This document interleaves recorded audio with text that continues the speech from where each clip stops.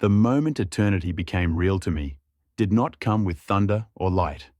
It came quietly, almost unnoticed, hidden inside an ordinary moment that suddenly collapsed. 1 second I was alive inside my routines, my thoughts fixed on tomorrow, and the next my body failed without asking permission. My breath vanished, my chest tightened. The world dimmed as if someone had turned down its volume. I heard voices, but they sounded distant, hollow, like echoes bouncing off a place I no longer belonged to. I tried to move, to respond, but my body had already shut me out. Panic never fully formed. What replaced it was something far more unsettling. A calm certainty that something irreversible had begun. Then I felt myself loosen. It wasn't painful. It wasn't dramatic.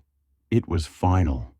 I rose away from my body as effortlessly as a thought drifting from the mind.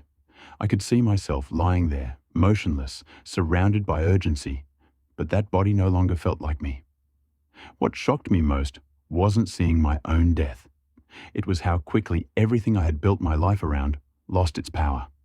Plans vanished, worries evaporated, time broke apart. The room dissolved, sound collapsed into silence, and I was drawn into a darkness that did not feel empty. It felt aware, intentional, as if it had been waiting.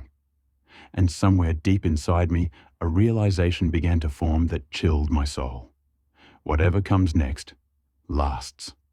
The darkness did not attack me. It did not threaten me. It did something far worse. It removed all distraction. My thoughts slowed. The noise of life vanished. And in that unbearable stillness, my life rose up all at once. Not as memories, as truth. Every choice surfaced simultaneously. Not what I did, but why I did it. Every moment I postponed change. Every conviction I ignored. Every time I assumed there would be more time later. I felt the weight of how casually I had treated eternity, speaking about it as an idea while living as if it were distant. I realized something horrifying. I had planned for everything except forever. I had prepared for success, comfort, aging, but not permanence. I believed death was a moment.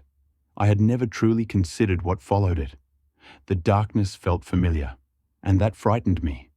It felt like the natural continuation of the direction I had been moving without noticing. I wanted to explain myself, to say I meant well, but meaning well had no value here. Then the darkness shifted. A presence entered that space, and everything responded to it. A light appeared, not sudden, not aggressive, but absolute in its clarity. It did not erase the darkness. It revealed it, and I knew who stood within that light. Jesus did not smile. His presence was overwhelming, not because of anger, but because of reality. Standing before him, I felt smaller than I ever had, not from fear, but from exposure. I realized something with devastating clarity. Eternity is not symbolic. It is personal. I tried to speak, but words collapsed before forming. There was nothing to explain, nothing to defend. In his presence, every illusion I had carried in life fell apart. Then he spoke. "You lived as if this was temporary," he said. Those words struck deeper than anything I had ever felt. He showed me moments from my life, not to shame me, but to reveal my mindset. Times when I lived for what faded. Times when I postponed what mattered. Times when I treated eternity like a concept instead of a certainty. "You believed forever would wait," he said. "It does not." I understood then that eternity is not something you enter after death. It is something you are already moving toward. Every decision, every priority, every delay was shaping where I was headed. Behind me, something began to stir. I felt a pull. Slow, steady, unavoidable. Not forceful, certain. It was the sensation of being drawn into something that does not end. I understood then that eternity is not frightening because it is unknown. It is frightening because it is final. The darkness behind me opened, and what I sensed there filled me with a fear deeper than pain. It was awareness without escape, consciousness without relief, souls fully awake to the permanence of their choices. I cried out, desperate, "Lord, I didn't realize," Jesus answered quietly. "That is the moment eternity becomes real." Those words broke me. I understood then why people are unprepared. Not because they deny eternity, but because they delay taking it seriously. They assume there will be time later to face what lasts forever. I felt myself nearing a boundary I could not see, but knew I must not cross. Then everything stopped. The pull froze. The darkness recoiled. Jesus stepped forward. "You will return," he said. Relief surged, then trembled. "Not because you understand fully," he said, "but because others still don't." The light collapsed inward, and I felt myself being torn away. Pain exploded into my chest as air slammed back into my lungs. My body convulsed violently. Sound rushed back, voices shouting, machines screaming, chaos overwhelming my senses. I gasped. I was alive. But something had changed permanently. I returned knowing that eternity is not a religious idea. It is not poetry. It is not metaphor. It is the destination every soul is already approaching, whether they acknowledge it or not. If you are hearing this, please understand. I thought eternity was real too, but I lived as if it were distant. That is not the same thing. Eternity is real because it is unavoidable. It is real because it does not end. It is real because it is already closer than we think. Eternity is not decided after death. It is revealed there. Please, don't wait. Coming back to life did not feel like a victory.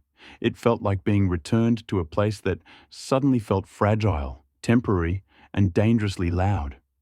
The room around me was filled with movement and noise, but none of it felt real the way eternity had felt real. I was breathing again. My heart was beating again. But something inside me had shifted permanently. I had seen what does not end. And nothing on earth compares to that knowledge. For days, I moved through life like a stranger. Conversations felt shallow. Arguments felt meaningless. People spoke about plans years into the future, and all I could think was how confident we are about time we do not control. I watched people rush, worry, chase, complain, and I recognized myself in all of it. That frightened me, because I realized how easily I could forget. Eternity does not shout to be remembered. Life does an excellent job of drowning it out. Noise returns quickly. Distractions return easily. The world does not pause just because you have seen forever. It keeps moving, pulling you back into urgency that does not matter. But I could not unsee what I had seen. I knew now that eternity is not waiting at the end of life like a door we casually open. It is already pressing against every moment, already closer than breath. Every choice suddenly felt heavier, not because I was afraid, but because I understood permanence. Some nights, I still wake up with that awareness pressing against me. Not fear, weight. The understanding that this life is not rehearsal. That what we aim our hearts toward now quietly shapes where we are headed later. I used to think eternity was a belief. I was wrong. It is a direction. If you are hearing this, please understand. You do not need to die to realize eternity is real. I thought I needed proof. I thought it would be obvious when it mattered. It wasn't. It arrived quietly, suddenly, without asking if I was ready. Eternity became real to me when time stopped being generous. That is why I speak now, because once eternity becomes real, you do not fear death. You fear wasting life. Eternity is not decided after death. It is revealed there. And once you know that, you never live the same way again. Please, don't wait. I tried, at first, to keep it to myself. I told myself that what I experienced was personal, that not everyone needed to hear it, that people would think I was exaggerating or chasing attention. I told myself silence would be easier. And it was, at least on the surface. But silence became unbearable. Because once you understand eternity, you start seeing how casually people walk toward it. You notice how confidently we speak about tomorrow, how easily we postpone what matters, how quickly we dismiss the weight of our own souls. I recognized the same patterns I once lived by, and I knew where they lead. That knowledge doesn't let you rest. I realized something that still shakes me. Eternity does not need our belief to be real. It does not wait for agreement. It does not pause for comfort. It simply approaches, quietly, steadily, without announcement. Most people aren't unprepared because they are evil. They are unprepared because they are busy. Busy filling time instead of facing it. Busy improving life instead of examining direction. Busy assuming there will always be more room to change later. I thought the same way. I believed that awareness was enough, that being thoughtful, kind, and reflective meant I was aligned. But eternity doesn't respond to intentions. It responds to direction. That is what Jesus showed me without saying it outright.